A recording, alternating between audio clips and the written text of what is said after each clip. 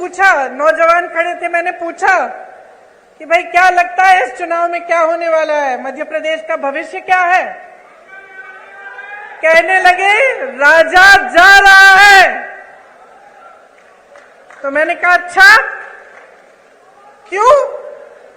कहने लगे कि इस बार हमारा वोट रोजगार के लिए डलेगा।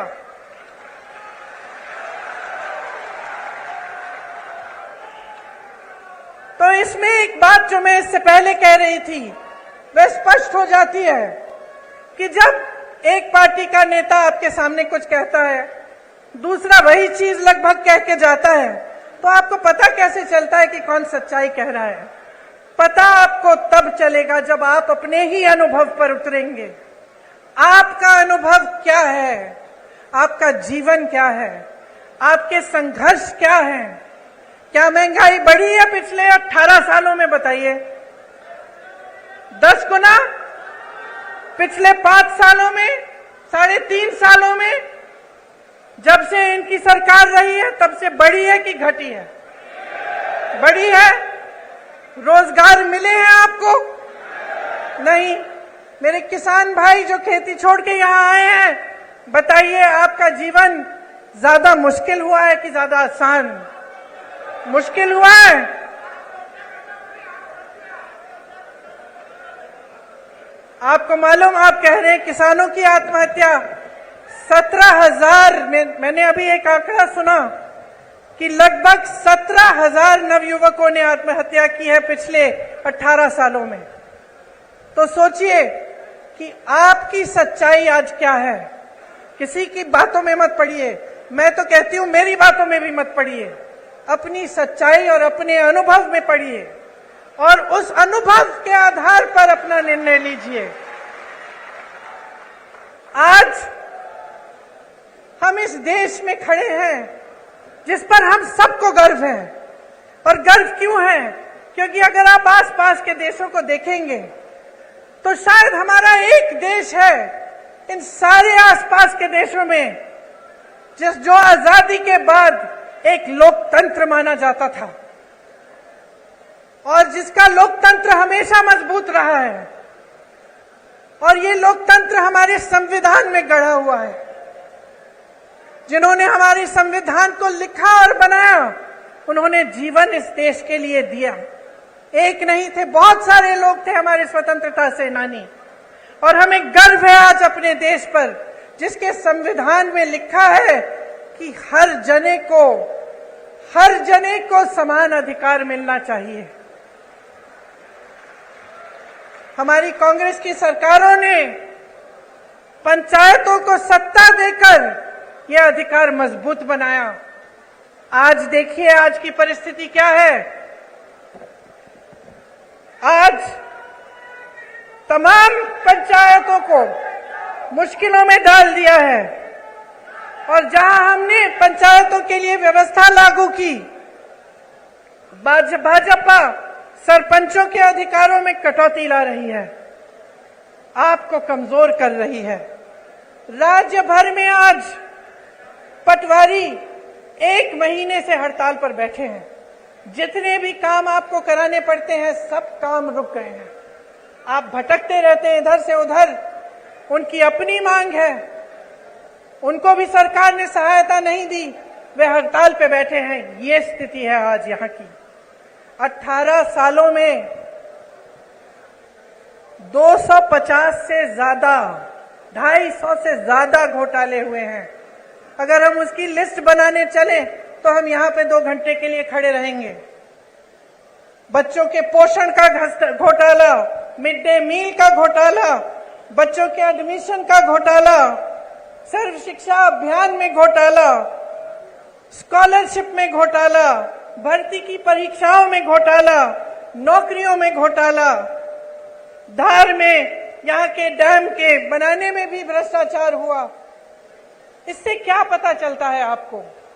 आप अगर मेहनत करते हैं, खेती में काम में मेहनत करते हैं, कहीं नौकरी करते हैं तो किस लिए करते हैं? मेरी बहनें, आप घर पे मेहनत करती हो, सारा घर परिवार संभालती हो, किस लिए करती हो? अपने बच्चों की परवरिश के लिए करती हो ना। अपने बच्चों के भविष्य को सुरक्षित करने के लिए हम हमेशा सोचते हैं कि हमारे बच्चे बड़े होकर हमसे कुछ ज्यादा ही करें। अगर हम खेती करते हैं, हम सोचते हैं कि चलो इसको पढ़ाएंगे लिखाएंगे, इसकी और हमारे से बड़ी ज्यादा नौकरी होगी। अगर हम कहीं पे नौकरी करते हैं, हम सोचते हैं चलो इसको और पढ़ाएंगे लिखाएंगे कि ताकि हमसे भी ज्यादा कमाएं, हम बूढ़े होंगे हमारी देखभाल करें। यही हमारा मकसद होता है।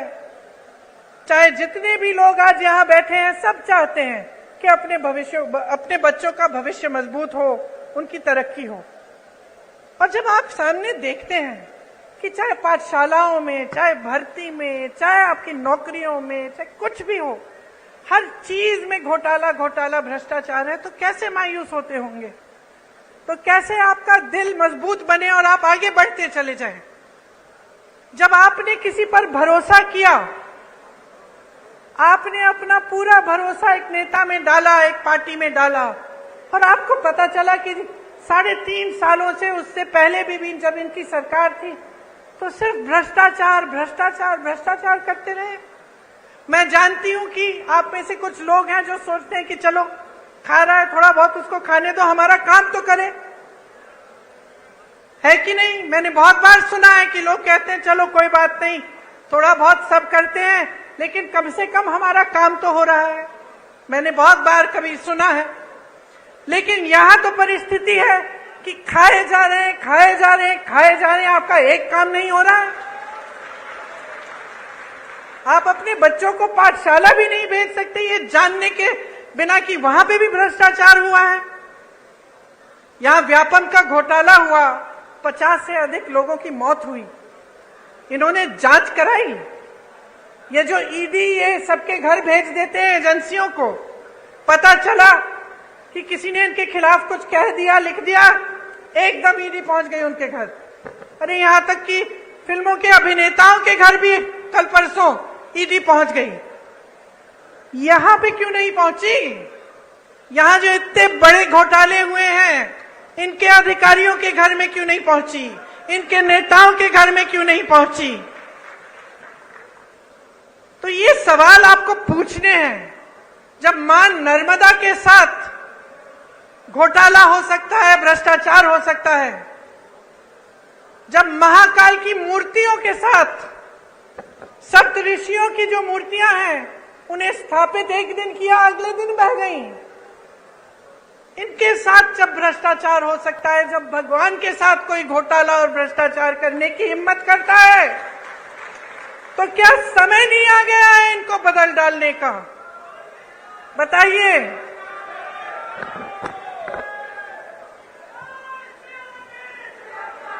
देखिए,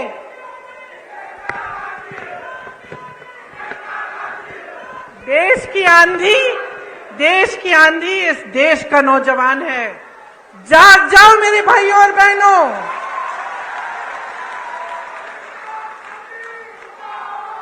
आपको बचाने के लिए कोई आंधी नहीं आ रही है, आप खुद को बचाइए।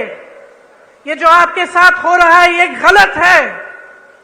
जो रोज रोज आप जी रहे हैं, आप संघर्ष कर रहे हैं, ये गलत है। मेरे नौजवान भाइयों, आप फीस देते हैं ट्यूशन की? देते हैं कि नहीं? जब आपको भर्ती की परीक्षा भरनी पड़ती है, आप संघर्ष करते हैं कि नहीं? माता पिता आपके लिए खेती करते हैं, नौकरी करते हैं, संघर्ष करके आपके लिए पैसे इकट्ठे करते कि आपकी फीस भरेंगे कि नहीं? तो क्यों इनको आपने इतनी हिम्मत दे दी है कि जब आप परीक्षा देने जाते हैं तो बार बार उनकी भर्ती की परीक्षाओं में ये घोटाला करते हैं? मैंने उत्तर प्रदेश में देखा है, मैंने उत्तर प्रदेश में ऐसे नौजवान देखे हैं जिनके 10-10 साल गुजर गए हैं। एक परीक्षा दी, मार्क्स नहीं निकले, उसमें कुछ घोटाला हो गया। दूसरी परीक्षा दी, उसमें भी घोटाला हो गया, भर्ती की लिस्ट नहीं निकली। इंतजार करते रहे ये सोच के कि हमने पैसे खर्चे हैं, हमने मेहनत की है, एक ना एक दिन हो जाएगा। इंतजार करते रहे। जो बच्चा 22 साल का था, 21 साल का था, अब 30 साल का हो गया, अभी तक उसको नौकरी नहीं मिली। ये परिस्थितियां हैं इन प्रदेशों में। जहां भाजपा सरकार में है, सत्ता में है, क्योंकि इनका अहंकार बहुत बढ़ गया है मेरी बहनों और भाइयों। बहुत ज्यादा लूट होने लगी है और कोई रोक, कोई लगाम नहीं है। आप सोचिए, जब आप ही की संपत्ति, इस देश की संपत्ति, जो सबसे बड़े बड़े पीएसयू हैं, वही अपने दोस्तों को बेच डाले। जब यहां खड़े हुए जितने भी अधिकारी हैं, पुलिस वाले खड़े हैं, कर्मचारी हैं, इनको पुराना पेंशन नहीं मिलता। जब इसको देने का समय आता है तो आपको बताया जाता है कि पैसे नहीं हैं। तो अगर पैसे नहीं हैं तो अडानी जी के हजारों करोड़ लोन माफ कैसे हो रहे हैं?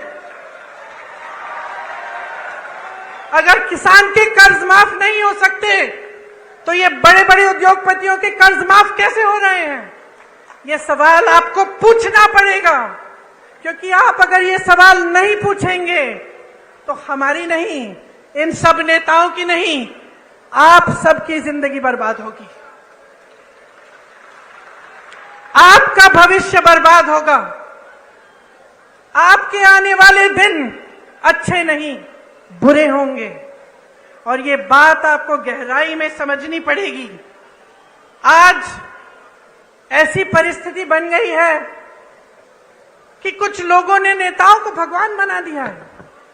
नेता भगवान नहीं है बहनों और भाइयों, आप में से उभर के आता है, आपकी तरह इंसान है। और जब उसका अहंकार बहुत ज्यादा बढ़ जाता है, जब वो आपकी परवाह नहीं करता, तो इस लोकतंत्र ने, जिसपे हम सबको गर्व है, इस लोकतंत्र ने आपको अधिकार दिया है कि आप उसको निकालें, उसको सबक सिखाएं, उसको जिम्मेदार बनाएं, उसको जवाबदेह बनाएं। और ये आपकी जिम्मेदारी है। आज आपके प्रदेश में इतनी महंगाई है, मैं जानती हूं बहनों, मैं जानती हूं कि आप पर क्या गुजर रहा है। मैं जानती हूं कि जब आप सोच रहे होंगे कि त्योहार का मौसम आ रहा है, दशहरा आ रहा है, धनतेरस, दिवाली, आप कुछ खरीदना चाहते हैं, आप जब दुकान जाते हैं तो घबराते हैं कि हम ये सब चीजें ले पाएंगे कि नहीं। आधी चीजें खरीदते हैं, आधी छोड़ देते हैं। मैं जानती हूं आप सोचती हैं कि किस तरह से थोड़ी बहुत बचत हो जाए घर में, थोड़ा कम खा के, थोड़ा सा काम ज्यादा करके। मैं जानती हूं कि कितनी मुश्किल समाज का कितना आप बोझ उठाती हैं। आपको बताया जाता है कि राशन हमने मुफ्त कर दिया, वाह वाह वाह, बहुत बढ़िया। वहां हजारों करोड़ के लोन मुफ्त में मिल रहे हैं, यहां राशन पे हमें आपसे हाथ जोड़ना पड़ रहा है। इन्होंने कहा कि राशन आपको मुफ्त में दे रहे हैं। अब आप सोचिए, मैं एक राज बताती हूं आपको। जब कांग्रेस की सरकार थी तब आपको राशन कितने में मिलता था? 60 रुपए में। उस समय गैस का सिलेंडर कितने का था? 425 रुपए। तो मतलब 485 रुपए में लगभग आपको राशन भी मिल जाता था और आपको सिलेंडर भी मिल जाता था। अब ये कहते हैं इन्होंने राशन मुफ्त कर लिया, जैसे बहुत बड़ा एहसान कर लिया आप पे। और अभी तक, कल तक, चुनाव के आने तक सिलेंडर कितने का मिल रहा था आपको?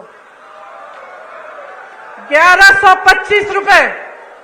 तो जो आपको पहले सिलेंडर और राशन 485 रुपए में मिल रहा था, आज आपको राशन मुफ्त लेकिन सिलेंडर 1125 रुपए।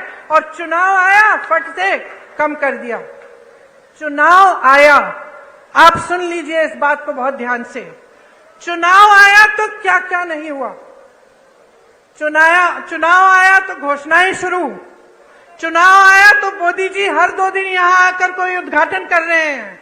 18 साल में समय नहीं मिला उद्घाटन करने के लिए। ये पुल, ये सड़कें, ये सब विकास की बातें ये पहले नहीं हो सकती थी? क्या समझ रखा है आपको भाइयों और बहनों? अरे जागो, इनको सिखाओ।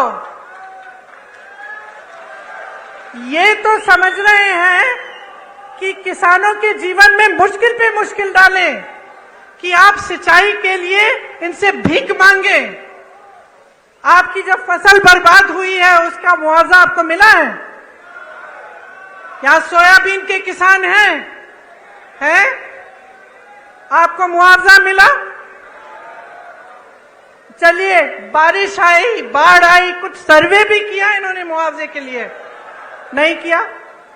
अब देखिए चुनाव आ रहे हैं, देखिए क्या पता कुछ मुआवजा भी दे दे। चुनाव के बाद करेंगे नहीं करेंगे ये मत पूछिए मेरे से। फसल बीमे में घोटाला, तो हर तरफ घोटाला। तो आप बताइए इसका इलाज क्या है? आज बेरोजगारी चरम पे है कि नहीं है? है ना? आपको मालूम है कितने पद खाली हैं? मैं बताती हूं, सुनिए। शिक्षकों के करीब 70,000 पद खाली, विश्वविद्यालयों में 75% पद खाली, सामुदायिक स्वास्थ्य केंद्रों में डॉक्टरों के 90% से ज्यादा पद खाली, ग्रामीण सामुदायिक स्वास्थ्य केंद्रों में सर्जन के 90% से ज्यादा पद खाली, महिला रोग विशेषज्ञों में 90% से ज्यादा पद खाली, फिजिशियन जो डॉक्टर होते हैं जो सारी बीमारियां समझ जाते हैं, 90% से ज्यादा पद खाली, बच्चों के डॉक्टर 90% से ज्यादा पद खाली। पूरे प्रदेश की सीएचसी में एक भी आंख का डॉक्टर नहीं है। मोतियाबिंद होती है, आंख में तकलीफ होती है, कहां जाएंगे? कहां जाएंगे? प्राइवेट में जाएंगे। प्राइवेट में चले जाते अगर पैसे कमाने का मौका दिया होता आपको। लेकिन इन 3.5 सालों में और उससे पहले जितने सालों का इनका राज रहा है, आपको कमाने का मौका कहां दिया? जहां जहां से रोजगार बनना था, चाहे बड़े बड़े पीएसयू इन्होंने बेच दिए, छोटे छोटे उद्योग पे जीएसटी थोप कर नोटबंदी करके उन्होंने ठप करा दिए। मुश्किल में है जितने भी मेरे दुकानदार भाई यहां बैठे हैं या छोटे छोटे उद्योगपति हैं, वो बताएंगे आपको कितनी कमाई हुई है। जीएसटी भरते भरते भरते भरते उनको समझ में ही नहीं आ रहा है किस चीज की क्या जीएसटी है। उनको खत्म कर दिया। खेती किसानी में रोजगार पैदा होता था, मनरेगा होता था आपके गांव में, वहां पे रोजगार बंद। तो रोजगार देंगे कहां से आपको? आपको कमाने का मौका नहीं दे रहे हैं, लेकिन आप पे महंगाई इतनी थोप रहे हैं कि आपका जीना मुश्किल हो गया है। पर ये सब बातें मैं आपको यहाँ इस मंच पे खड़े होकर समझा रही हूँ। आप सबको तो पहले ही मालूम है, जी आप रहे हैं, संघर्ष आप कर रहे हैं अपने बच्चों को स्कूल भेजने के लिए, उनकी किताबों को खरीदने के लिए, उनकी फीस भरने के लिए, उनकी भर्ती की परीक्षाओं के लिए, उनकी नौकरियों को, उनकी इंटरव्यूज के लिए। ये सब काम आपके ही समर्थन से आपके बच्चे कर रहे हैं, लेकिन करने के बावजूद कुछ नहीं मिल रहा है। इसीलिए मैं आपसे कहना चाहती हूं कि आप इंदौर संभाग के हैं। आप जानते हैं कि पिछले 18 सालों में यहां कोई नई यूनिवर्सिटी नहीं बनी है कि नहीं बनी? कोई नया अस्पताल बना? कोई मेडिकल कॉलेज खुला? तो क्या कर रहे हैं ये? मोदी जी यहां आते हैं, आजकल तो शिवराज जी का नाम लेने से भी शर्म कर रहे हैं, उनका नाम ही नहीं लेते, कहते मुझे वोट दो। और वो तो आपके सीएम बनने वाले नहीं है। मैंने आपको बताया, मैं भाषण सुन रही थी उनका, 50 मिनट में 50 बार कांग्रेस का नाम लिया। तो कांग्रेस के जो कार्यकर्ता हैं, खुश हो जाओ भाई, खुद नाम लेने के बजाय वो नाम ले रहे हैं आपका। मैं तो कहती हूं, छोटी हूं उनसे, कम अनुभव है, उम्र भी कम है, लेकिन एक छोटी सी सलाह दे देती हूं, जितनी बार कांग्रेस का नाम 50 मिनट के भाषण में लेते हैं, विकास का नाम ले लीजिए।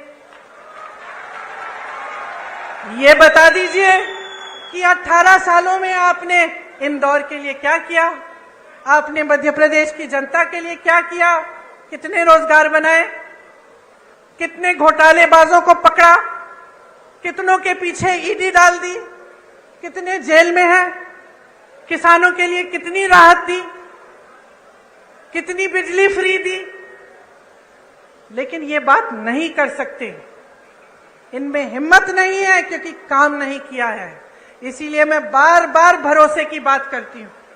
मैं बार बार कहती हूं, देखिए बहने, एक नया बिल लाए संसद में, महिला आरक्षण बिल, खूब वाह वाह हुई पूरे देश भर में। जितने भी विपक्षी दल हैं हमने भी समर्थन किया कि चलो ये बहुत अच्छा कदम है। बड़ी बड़ी घोषणाएं हुई, टीवी पे इश्तिहार हुए, सब कुछ हुआ, मोदी जी की बड़ी वाह वाह हुई। फिर क्या पता चला कि 10 सालों के लिए ये लागू ही नहीं होगा। इससे पहले जाति जनगणना करनी पड़ेगी, उससे पहले परसिमन करना पड़ेगा, 10 साल लगेंगे। तो फिर इस घोषणा का मतलब क्या है? इन चुनाव के लिए फिर से मतलब क्या है? आप महिलाओं को मजाक समझ रहे हैं? आप समझ रहे हैं कि महिलाओं को आप कुछ भी कह दें और हम अंधे होकर आपको वोट देंगे? हमारा अधिकार है ये हमारा अधिकार है कि हमें आरक्षण मिले, हमारा अधिकार है। ये कोई एहसान नहीं कर रहा है हम पे। और जिस तरह इस देश के एक एक वासी का अधिकार है, इस संविधान में है कि हर चीज के लिए समान अधिकार होना चाहिए, तो फिर जाति जनगणना क्यों नहीं हो रही है? जब इसकी बात उठती है तो ये चुप क्यों हो जाते हैं? आपने देखा बिहार में सर्वे हुआ, सेंसस हुआ, क्या पता चला कि ओबीसी, दलित और जनजाति संख्या कितनी है इनकी? 84% प्रदेश में। तो बताइए, बड़े बड़े पदों में जहां सबसे ज्यादा लाभ होता है या जहां सबसे ज्यादा सत्ता होती है, उन पदों में क्या 84% इन जातियों के लोग हैं कि नहीं? बताइए, होने चाहिए कि नहीं? तो जब ये बात उठती है तो ये चुप क्यों हो जाते हैं? आप सब आदिवासी समाज के हैं, यहां से आपको पलायन करना पड़ता है, सच बात है कि नहीं? दिल्ली में बहुत सारे लोगों से मैं मिलती हूं जो यहां से गए हुए हैं वहां पलायन करके, क्यों? रोजगार ढूंढने के लिए। आपके क्षेत्र में जैसे मैंने पहले कहा, मनरेगा होता था, कुछ रोजगार मिल जाता था, वो भी बंद हो गया है। यहां की आदिवासी महिलाओं पर सबसे ज्यादा अत्याचार है। आपने सारे वायरल वीडियो देखे होंगे, क्या क्या नहीं कर रहे हैं। देश में सबसे ज्यादा बच्चियां एमपी में गायब हैं, सबसे ज्यादा महिलाएं यहां से गायब होती हैं। यहां रोज 17 बलात्कार होती हैं। बहनों सुनो, क्योंकि आपको पूछना पड़ेगा कि आपकी सुरक्षा के लिए ये सरकार क्या कर रही है। ये बड़ी बड़ी बातें, बड़ी बड़ी घोषणाएं चुनाव से पहले कि आपको पैसे मिलेंगे, आपकी सुरक्षा होगी, आपको आरक्षण मिलेगा, बहुत बड़ी बातें हैं। 18 साल से सरकार में रही हैं, आपकी बच्चियां आज भी सुरक्षित नहीं हैं। ये सवाल पूछो। आपको याद है वो कहानी यहीं की, कृष्ण भगवान ने जब रुक्मिणी जी के साथ लीला रचाई तो रुक्मिणी जी ने क्या कहा? कहा कि घोड़ों का, रथ के घोड़ों की लगाम आप मुझे दे दीजिए, मैं चलाऊंगी ताकि किसी को गलत फहमी ना हो। और मेरी बहनें मुस्कुरा रही हो, लगाम अपने हाथों में लो, अपने भविष्य का रथ रुक्मिणी जी की तरह चलाओ। आगे देखो, अर्जुन की आंख और अर्जुन के निशाने के तरह विकास, अपने बच्चों का भविष्य, अपने अधिकार, इस देश को आगे बढ़ाने का काम अपनी नजर से मत हटाओ। ये तुम्हारी जिम्मेदारी है मेरी बहनों। तुम अगली पीढ़ी का परवरिश करती हो, तुम समाज को बनाती हो। अगर तुम समाज को मजबूत नहीं रखोगी तो ये समाज नहीं रहेगा। जो आपकी परंपराएं हैं, मेरी दादी इंदिरा गांधी कहती थी कि जो आदिवासी संस्कृति है, जो आदिवासी परंपराएं हैं, इन्हें मजबूत रखना बहुत जरूरी है। कभी इन्हें बदलने की कोशिश नहीं की उन्होंने। जल जंगल जमीन का अधिकार आपको दिया, पट्टे आपको दिए ताकि आप मजबूत बने। और मेरी बहनें, आज इस देश का एक एक नेता समझ गया है कि अगर महिलाओं का वोट उसे नहीं मिले तो वो सत्ता में नहीं आ सकता। इसीलिए मेरी बहनें, जब मैं कहती हूं कि लगाम संभालो, अपना रथ खुद चलाओ, मैं इसलिए कहती हूं कि आज कौन सत्ता में आएगा कौन नहीं आएगा ये आपके हाथों में है। इस बात को गहराई से समझो। जब आपको झूठे वादे किए जाते हैं, जब आपको बताया जाता है कि हम आपके लिए क्या क्या नहीं करेंगे, तो जानते हैं आपकी बेटियां अगर हैं तो कभी कभी बेटी आती है, कहती है अच्छा लड़का मिल गया, तो आप कहती हैं कि अगर हमें शादी के लिए तुम्हारे लिए लड़का ढूंढना है तो पहले हम जानना चाहेंगे कि उसकी क्या मजबूती है, क्या करेगा। अगर आपको लगे कि ऐसा लड़का है जो झूठ मूठ के बता दे लड़कियों को कि आपके लिए ऐसे ऐसे महल बनाएंगे, हम आपको यहां ले जाएंगे, ऐसा करेंगे वैसा करेंगे, तो आप क्या कहेंगी अपनी बेटी से कि बेटा ध्यान रखो, ध्यान रखो, ये बहुत बड़ी बड़ी बातें करता है, ये करेगा नहीं। कहती है कि नहीं? तो इतनी समझदार है, इतनी जिम्मेदार है, अपने आप को फुसलाने मत दीजिए। समझ जाइए कि ये राजनीतिक खिलवाड़ हो रहा है आपके साथ। आपको अपना भविष्य मजबूत बनाना है तो जैसे मैंने शुरू में कहा, अपने अनुभव पर उतरिए। आप देखिए, आपके जीवन में तरक्की आई, महंगाई घटी, आपके बच्चों को रोजगार मिला, खेती में आप काम करते हैं वहां आपको कोई सहायता मिली सरकार से? क्या नई पाठशालाएं बनी, विश्वविद्यालय बने, अस्पताल बने? और अगर नहीं बने हैं तो बहनों और भाइयों जाग जाओ और एक ऐसी सरकार लाओ जो ये सारे काम आपको करके दिखाए।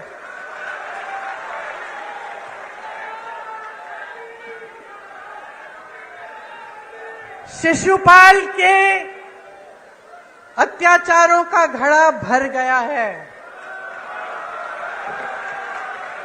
भर गया है। अब कृष्ण भगवान की तरह कृष्ण रूपी बन जाओ और कृष्ण भगवान की तरह इनको निकाल दो, इनको खत्म कर दो।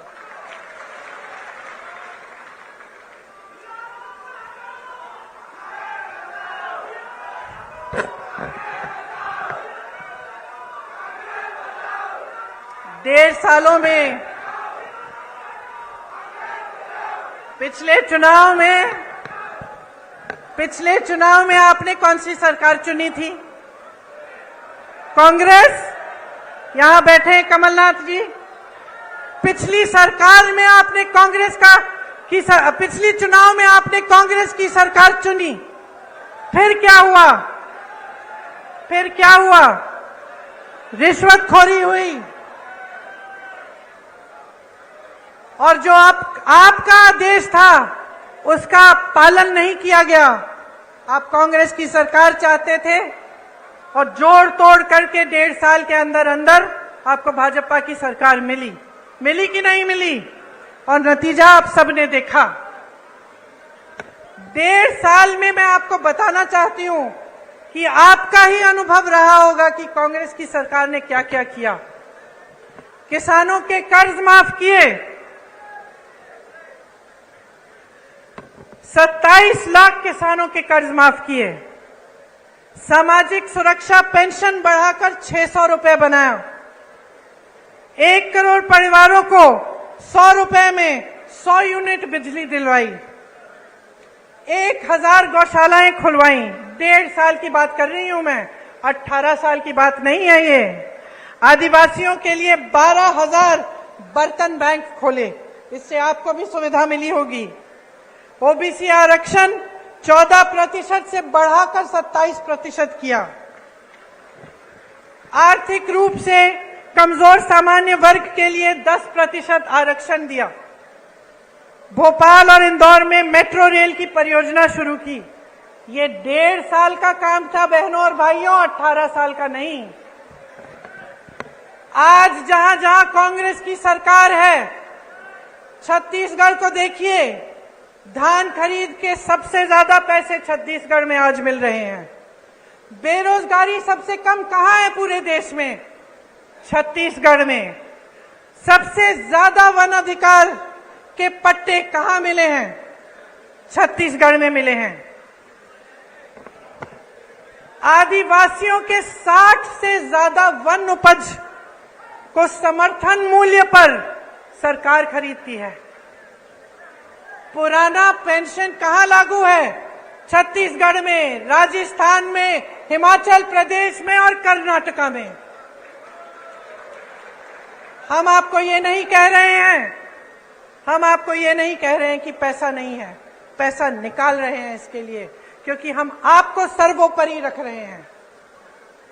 कर्नाटका में मेरी बहनों, बस की यात्राएं पूरे प्रदेश में मुफ्त है बहनों के लिए। 2000 रुपए प्रति माह मिल रहे हैं बहनों को। 200 यूनिट बिजली मुफ्त मिल रही है। हिमाचल प्रदेश में अभी आपदा आई, हमने आपकी बात की, आपके मुआवजे की, आपको मुआवजा नहीं मिला। जब बाढ़ आई, जब आपकी फसल खराब हुई, हिमाचल प्रदेश में आपदा है। सबसे बड़ा पैकेज आपदा के लिए, राहत के लिए हिमाचल प्रदेश में कांग्रेस की सरकार दे रही है। राजस्थान में बहनों और भाइयों, हमने बात की कि यहां स्थिति क्या है अस्पतालों की। डॉक्टर के पद खाली हैं, नौजवान बच्चे बेरोजगार हैं, जिन्होंने डॉक्टरी की पढ़ाई की है वो भी बेरोजगार हैं, लेकिन पद नहीं भरे जा रहे हैं। आपको इलाज के लिए प्राइवेट में कहां कितना खर्च करना पड़ रहा है। और राजस्थान में चिरंजीवी योजना कांग्रेस की सरकार ने निकाली है। आप किसी भी राजस्थानी से पूछिए, 25 लाख तक मुफ्त इलाज हो रहा है, आज के दिन हो रहा है। और ये चुनावी घोषणाएं नहीं है भाई बहनों और भाइयों, ये उनकी नीतियां हैं। ये कांग्रेस की सरकारों की नीतियां इसलिए हैं क्योंकि हमारे लिए आप सर्वोपरि हैं, आपसे बड़ा कोई नहीं है। और आज मैं इस मंच पर खड़े होकर आपको कह रही हूं कि कांग्रेस आपके लिए कुछ गारंटी लाई है, और आप ही खुद देखिए कि क्या कांग्रेस के प्रदेशों में इनकी गारंटियां लागू हो रही हैं कि नहीं। जब आपको ये पता चलेगा, खुद अखबारों में पढ़िए, इंटरनेट पे जाकर देखिए, जहां आपको सुविधा हो वहां पूछिए। जब आपको खुद अपने अनुभव से पता चलेगा कि हां, इन्होंने जो वादे किए वाकई पूरे कर रहे हैं, तब आप इन गारंटियों में आप विश्वास करो। और मैं दावे के साथ कह रही हूं आपको कि जहां जहां हमारी सरकार है वहां गारंटीज पूरी हो रही हैं, और यहां पे मध्य प्रदेश में होंगी। क्या है ये गारंटी? जिस तरह से किसानों के कर्ज हमने पहले माफ किए, उस तरह से हम उस काम को फिर से शुरू करेंगे। 100 रुपए में 100 यूनिट बिजली मुफ्त मिलेगी। 200 यूनिट बिजली के लिए जो बिजली का बिल है वो आधा होगा, हाफ होगा। पुरानी पेंशन यहां मध्य प्रदेश में लागू की जाएगी। आपको गैस सिलेंडर हम 500 रुपए में दिलवाएंगे। महिलाओं को 1500 रुपए प्रति माह मिलेगा, आपके खाते में जाएगा मेरी बहनों। और 5 हॉर्स पावर सिंचाई की बिजली भी किसानों को मुफ्त मिलेगी।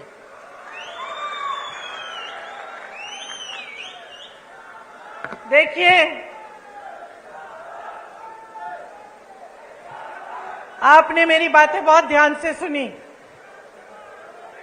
और मैं यहां खड़े होकर ऐसी कोई बात भी नहीं करना चाहती जो सही नहीं है। दूसरी पार्टियों के बारे में नकारात्मक बातें करना, उल्टी सीधी बातें करना आसान है। अपने काम और अपनी पार्टी, अपनी सरकारों के अनुभव, उनके विवेक उनके कार्यों के आधार पर बात करना मुश्किल होता है। मुश्किल क्यों? क्योंकि फिजूल की बात नहीं कर सकते।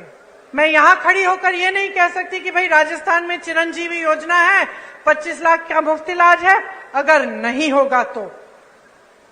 क्योंकि आप में विवेक है, आप जान लेंगे कि भाई यहां पे खड़े होकर सब फालतू की बातें करते हैं। तो यहां खड़े होकर मैं सिर्फ वो बातें करना चाहती हूं जो सच्चाई है, जो हमारे अनुभव की बातें हैं, और जिन बातों की सच्चाई आप खुद खोज सकते हैं। तो यहां खड़े होकर सबसे बड़ी बात मैं आपसे क्या कहना चाहती हूं कि देखिए, ये देश आपका है, ये देश आपका है, ये प्रदेश आपका है, ये भविष्य आपका है, ये आगे वाली पीढ़ी, ये नई पीढ़ी आपकी है। तो जिम्मेदारी भी आपकी है, कांग्रेस पार्टी भी आपकी है, हम सब भी आपके हैं। तो ये एक बहुत बड़ी जिम्मेदारी है, इसको हल्के में मत लीजिए। आपको संविधान ने सबसे बड़ी शक्ति दी है, वो आपकी शक्ति है, जनता की शक्ति है। अब बहुत हो चुका है, आपने बहुत देख लिया है, टीवी में बातें सुन ली हैं, बड़े बड़े इश्तिहार देख लिए हैं, वहां हरियाली है, इश्तिहारों में बड़ी बड़ी चीजें हो रही हैं, सब बन रहा है, यूनिवर्सिटियां बन रही हैं, अस्पताल बन रहे हैं, रोजगार बन रहे हैं, पढ़ाई भी हो रही, सब कुछ हो रहा है इश्तिहारों में, लेकिन जमीन पर नहीं हो रहा है। और जब तक आप इसको जमीन पर नहीं उतारेंगे, आप स्पष्ट कर दीजिए हर नेता को कि जब तक ये बातें जमीन पर नहीं उतारेंगे, अपने वादों पर खरे नहीं उतरेंगे, तब तक आपका कीमती वोट उनके पास नहीं जाएगा। और मैं ये दावे के साथ कह सकती हूं कि अगर आप सोच समझ के अपना वोट देंगे, अगर आप वाकई अपने भविष्य को बनाने के लिए और ऐसी बातों में नहीं पड़ेंगे जिनसे आपके जज्बात जुड़ जाते हैं, क्योंकि बहुत चालाकी से चुनाव के समय आपके जज्बातों को जोड़ा जाता है। धर्म की बातें होती हैं, जाति की बातें होती हैं, ऐसी बातें होती हैं कि आपको बुरा लगता है कि भाई अगर हम वोट नहीं देंगे कहीं हमारे धर्म पे आंच ना आ जाए, कहीं हमारी जाति पे आंच ना आ जाए। लेकिन यह आपको गुमराह करने का तरीका है। तो जैसे मैंने कहा, अपनी आंख अर्जुन की तरह निशाने पर रखिए। निशाना आपका भविष्य है, निशाना मध्य प्रदेश का भविष्य है। मेरी बहनों, निशाना आपका भविष्य है, इससे आंख मत हटाओ। और आप जिस दिन चुनाव में वोट डालने जाएंगे, उस दिन याद रखो मेरी बातें, ये वोट आपके लिए जाना चाहिए, आपके मध्य प्रदेश के लिए, आपके भविष्य के लिए और आपके बच्चों को मजबूत बनाने के लिए। और मैं दावे के साथ कहती हूं कि अगर आप इस तरह से सोचेंगे, अगर आप पूरे विवेक से और अपने ही अनुभव से अपना वोट डालेंगे, तो आपका एक एक वोट आज कांग्रेस पार्टी को जाएगा। क्योंकि इस देश को मजबूत बनाने वाली, इस देश को स्वतंत्र बनाने वाली, इस देश को एक रखने वाली, इस देश में विकास लाने वाली एक ही पार्टी है, कांग्रेस पार्टी। भाइयों और बहनों, अब खेती में वापस जाने का समय आ गया है। मैं आपको और कष्ट नहीं दूंगी। आपको बहुत बहुत धन्यवाद देती हूं कि आपने इतनी प्यार से मेरी बातें सुनी और मेरा इंतजार किया।